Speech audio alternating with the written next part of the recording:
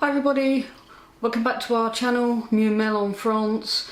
This is day 4 of the confinement, the second confinement in France. It's Monday, 2nd of November, and we're back in Normandy, and I am back in my office at the top of the house working. So that's me back in the work zone. I would have been working down in the Sevens, but I would have taken a couple of days off or a couple of afternoons off just to enjoy myself down there, but sadly, you know, that wasn't to be. So we legged it back on Sunday, back up to Normandy. You can see yesterday's very short video was really about packing up and arriving back here in Normandy. So it's an 8-hour drive actually from our house in the Cevennes to our house in Normandy, 8 hours exactly. We tend to stop sort of about halfway, about 4.5 hours or so into the journey, break for lunch, and then do the remaining 4-hour schlep. So the first sort of 3.5 hours or so to Clermont-Ferrand is really interesting drive. It takes about an hour to get out of the mountain and onto the autoroute, and then it's a twisty autoroute up and down journey all through the mountains down towards Clermont-Ferrand. It's the Dome area, you have Puy de Dôme, and it's kind of quite interesting around there, but once you sort of motor on a little bit further, you get into the centre of France, which is as flat as a pancake, and it's a lot more boring. So like I say, we tend to stop in the centre of France though for lunch, so kind of around the Bourges area. We find an air and we have our lunch, and we don't do what most French people do, even though Miu is French. We don't, you know, flap out the tablecloth on the picnic table and get out the cutlery and the plates and the bottle of wine, although you don't see the bottle of wine quite so much these days, but I have seen it on occasion, and you know, the cups, etc. The kids are usually they're running along with the baguettes, and you know, papi and maman and mammy and papa. Have I got that all in the right order? Probably not. But anyway, they're sort of scrambling along with their baskets and their cool boxes, and out comes the cheese and out comes the fruits, and you know, the baguettes get opened up, and it's, you know, they have quite a feast, and it's quite admirable, to be honest with you. And actually that's something I have come to admire about the French, is their love of lunchtime. And during the confinement, so one thing that I have learned to appreciate is to sit down at lunchtime with Miu, and we sit down and we have lunch together, and it's really nice, rather than just having a sandwich at your desk, which is the English way. Like I said, we don't tend to do the sitting down at the picnic table unless it's actually in the summer and it's really nice, and that's if you can find a picnic table, because the French tend to bowl up at about 11:30 and bags the tables as quickly as they can so that they can have their full-on hour's lunch. But ourselves, we just tend to hover by the back of the car. You know, obviously when we stop, we let Sprout out. She's got incredibly long legs. She's a mix of a lurcher and a standard poodle. So although the car's quite big and she can sprawl quite happily, she's quite pleased to go out and do her business and have a stroll round. So we take her for a stroll around about 10 minutes so she can get some air. Then we put her onto the tow bar. We hook her lead up onto the tow bar, and then we stand at the back of the car and we have something to eat as well. We don't really stop for a baguette, because if you have a baguette, you've got to stop in the morning and go and get your baguette from the boulangerie or a supermarket even. But once we've left the house, we just want to get on the road and get up that mountain and get onto the autoroute and get going. So we just usually have some crackers and cheese. Crackers just in a container, and they're not cream crackers, they're usually tuck biscuits, because you get those everywhere here.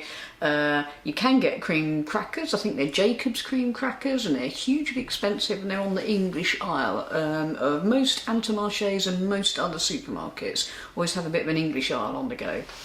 But we don't have the cream crackers. So we have our tuck biscuits, we have a bit of cheese, we always carry with us, I always have loads of pen knives, I'm a bit of a prepper, so I always have loads of pen knives, and we've got one of those kind of like multi sort of spork type things, so we can have our food, and we usually have a bit of a yoghurt or something, or some fruit afterwards if we can, if we remember to have the cool box in place, and then off we set again. Well, that's after, of course, we've answered the call of nature, because that's also one of the elements of stopping en route. I also have a flask of coffee on the go, and of course one has to answer the call of nature.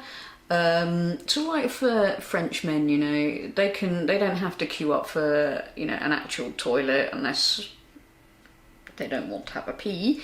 They just tend to go at the side of the road. And in fact, actually, that's one thing in France that you'll notice a lot, that if you ever travel outside of your village, or you get in a car and you go somewhere, or your town, you will always, guaranteed, you will always see a Frenchman at the side of the road having a pee, showing his stako. Yes, stako.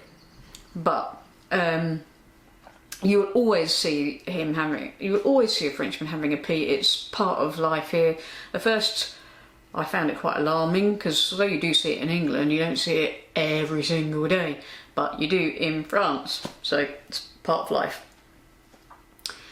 Obviously for us, when we have to use the facilities, and in the days of COVID, perhaps the good thing about the days of COVID, it's made everybody really, really hygienic, or hopefully it's made everybody really hygienic. So, you know, you've got your mask on, and also you've got your hand sanitizer in your pockets, although you might use the soap in the facilities. You come out and then you rub your hands with the sanitizer, and then you eat some food, and then you rub your hands with the sanitizer again, and then you get back in the car and you rub your hands with the sanitizer again. So, you know, you don't. I'm always funny about touching surfaces and things around those kind of facilities anyway, so I've always used hand sanitizer with me. I'm not OCD, but when it comes to sort of like toilets, I do get a bit funny. The one thing as well, that generally French toilets are generally in not too bad a condition on the airs, particularly if you have like the metal kind of lockable ones where you press a button and it locks, and don't be scared of them, because they're quite simple, to be honest with you, and they don't really fail. Never heard of them failing. And once you've left, they usually do some sort of cleaning cycle, so they're not too bad. Sometimes they can be grim, but mostly they're okay. In fact, I think the most hygienic toilets are Turkish toilets, and you don't really get so many of these days.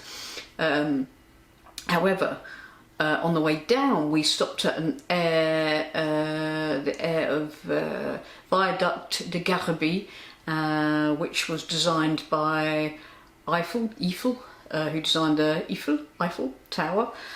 So that's an amazing viaduct to see on the way down. And we stopped at the air, and you can go and sit on this massive long bench, you know, and eat your baguette or whatever it is, and you can have a look out at this amazing gorge with this fantastic sort of iron red viaduct going across it. It's quite interesting. There you go. But they had Turkish toilets at that air, and actually I think I quite prefer them, because for those of you who don't know what a Turkish toilet is, it's where you have two plates and a hole, and you kind of stand, squat, hover. Obviously you do not sit, because there is nothing to sit on or to hover above apart from this hole. So usually it's kind of a bit like there's like a trough thing there, so it's not like a massive hole that you're scared to fall down. Although Muriel says that when she was a young teenager and her parents had a bar, they had a toilet which was a Turkish toilet, and it had a rope hanging by it, so you could like hang on to it and swing around on it if you'd had too many says or too many vins. You know, so you're a bit pickled and you were like going for a wee, you could hang on to something to stop yourself from falling down the hole into the sewer. Obviously that could be an urban myth, because I've never heard of anybody falling down a Turkish toilet. However, who knows? You know, maybe there's like skeletons from years gone by of people that have dropped down these holes and never to be discovered again. I think it's an urban myth. Anywho, that's Turkish toilets for you.